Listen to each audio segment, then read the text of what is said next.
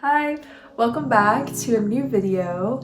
Today I'm going to be sharing 10 of my favorite art books with you all. I'm excited to share some of the books that I really treasure and I really appreciate. Art books, coffee table books, whatever you want to call them. Just for the amount of skill and craft and intention goes into these books. It's really another art medium in my eyes. Art books are so different from each one to the next, so I'm excited to share some of my personal favorites, and I hope that maybe somewhere out there you can also find this book and add it to your collection. So yeah, here are 10 of my favorite art books in no particular order. So the first book that I have to share is Women's Artists in the 20th and 21st Century.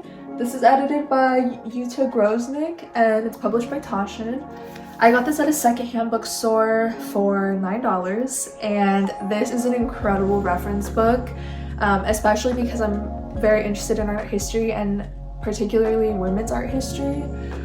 So this is just a really great book to have in my personal collection. I have a BA in art history.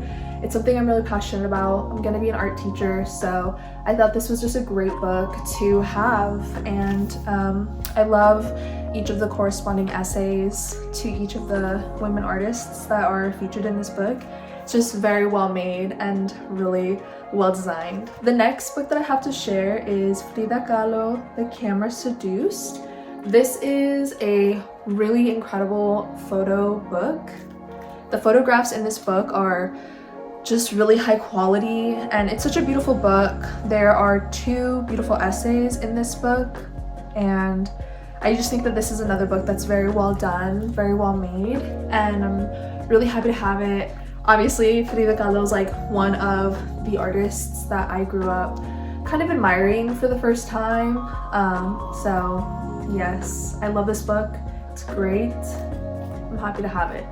My next piece of physical media is a magazine, and I thought that this was kind of cool, so I wanted to share.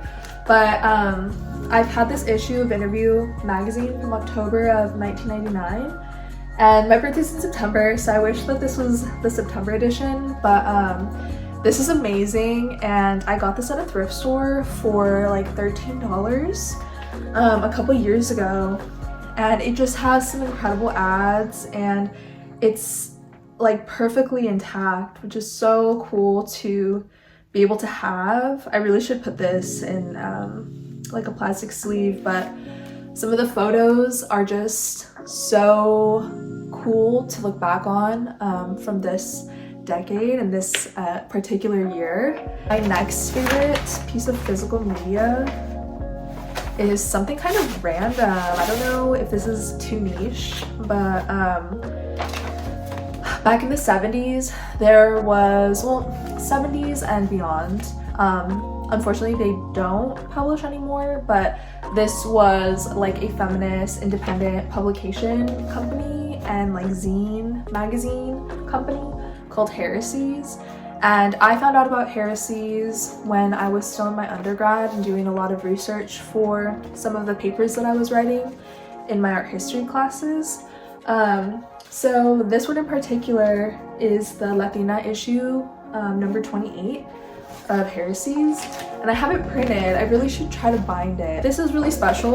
This was the time that I really got into Ana Mendieta and her artwork and her status as a third world woman artist, and this was one of the publications that came up kind of first, publishing some of her works and kind of just exposing the rest of the world to a lot of her art. All of the essays, all of the poetry, all of the art that are featured in these publications is just really special. So they do have an archived website, and I think it would be really fun if you're interested. Check it out. There's a lot of free PDFs that you can download of past issues. That's my Heresies.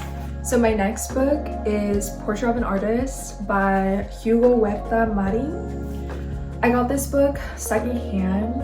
I originally saw it at a Barnes & Noble's and I thought it was really cool, but it was very expensive at the time, so I found this on thrift books probably for a much better price.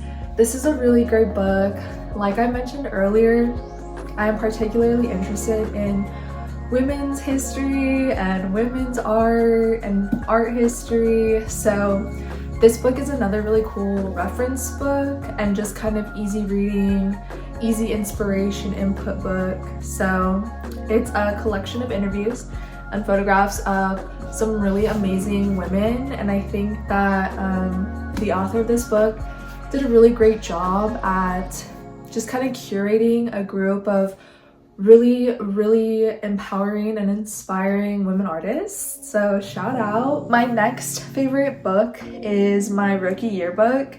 So this is rookie yearbook number 3, and this is really special to me because I got this in high school as a birthday gift from 2 of my old high school friends at the time, which is one of the most like special gifts that I've ever received, like that I've kept from my, I don't know, my teen years, my early adolescent years. RIP Rookie, I was obsessed with Rookie yearbook, and the art in here and the way that things are kind of scrapbooked is just really great. This is just such an iconic piece of physical media, and it definitely had to be included in this top 10. The next book that I have was also another gift.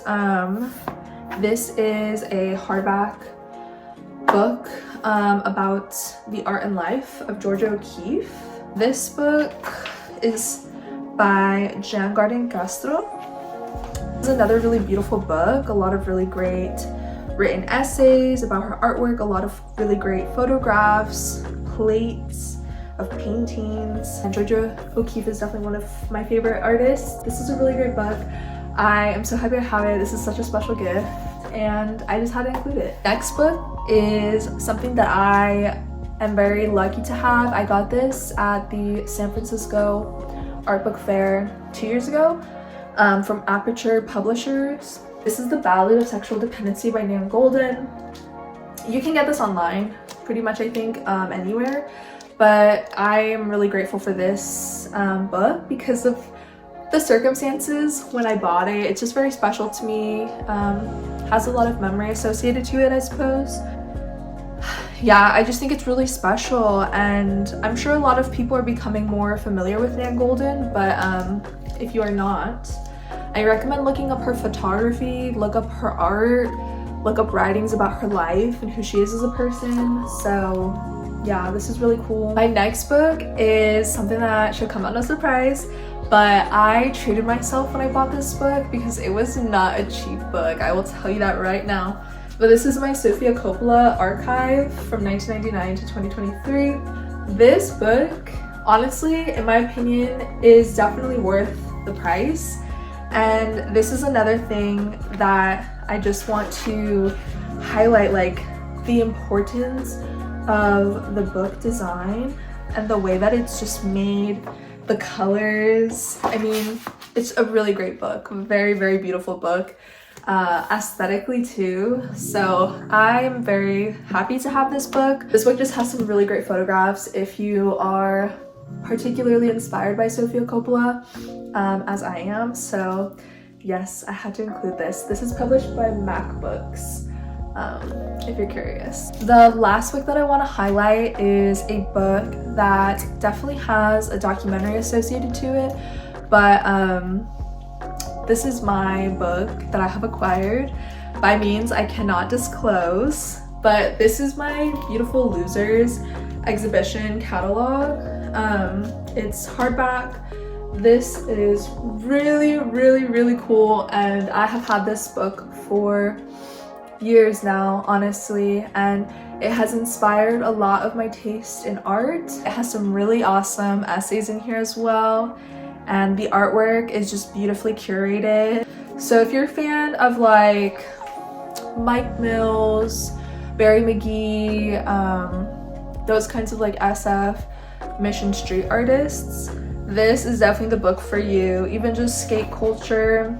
So yes, this is another one of my prized art books. So that is the end of my 10 books that I wanted to share. I hope that this video was fun to watch, and I hope that one of these books has caught your attention and maybe you'll buy it for yourself or find it by some way. I hope to see you again sometime in the future.